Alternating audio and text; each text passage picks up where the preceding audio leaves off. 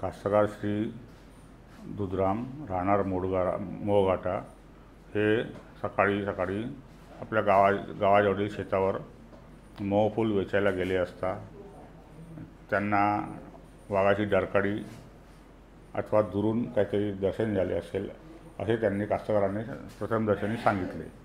त्यानंतर ते धावत पळत गावाकडच्या दिशेने येत असताना एका झुडपात पडले आणि त्यांना काटेरी झुडपात पडले असता त्यांच्या अंगावर ओरबडे दिसून आले। त्यानंतर गावातील व्यक्तींनी त्यांना दवाखान्यात भरती केले व वनरक्षक श्री भराडे यांना फोन केला। त्यानंतर श्री भराडे यांनी मला बोलवून घेतले व मी जागेवर जाऊन चौकशी केली असता प्रथमदर्शनी पाहिले असता ते ओरपडे पाहून असं वाटले की ते वाघाने नाही केलेलं आहे। नंतर डॉक्टरांशी बोलल्यानंतर डॉक्टरनी पेशंटला सांगितले बा हे वाघाने जर तुला ओरपडलं आहे तर तुला पॉयझन होण्याची शक्यता आहे, त्याकरता मला 14 इंजेक्शन तुला लावावं लागेल रॅबिजचे।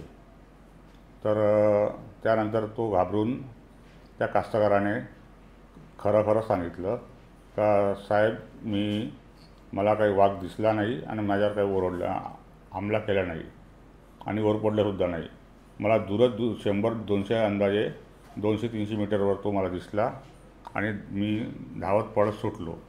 तेव्हा एका ठिकाणी काटेरी झुडपात पडलो असता काट्याचे ओरपडे माझ्या अंगावर आढळून आले।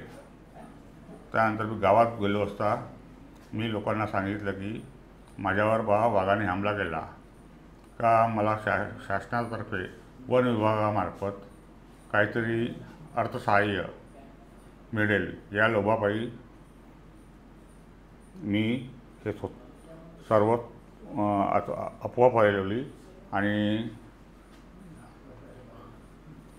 लोभापायी बोललो असे या कास्तकाराने आम्हासमोर वन कर्मचाऱ्यासमोर बयान दिला। दुधराम राजेराम मेश्राम हा व्यक्ती 6 एप्रिलला आमच्याकडे साधारण सकाळी 7-8 वाजताकडे वाघाने हल्ला केला अशी तक्रार घेऊन आमच्याकडे आला।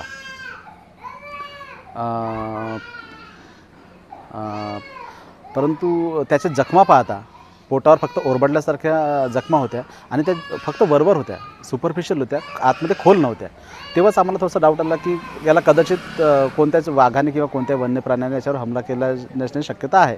परंतु त्याच्या दिलेल्या माहितीनुसार आम्ही त्याच्यावर प्राथमिक जे उपचार आहेत ते केले। त्यानंतर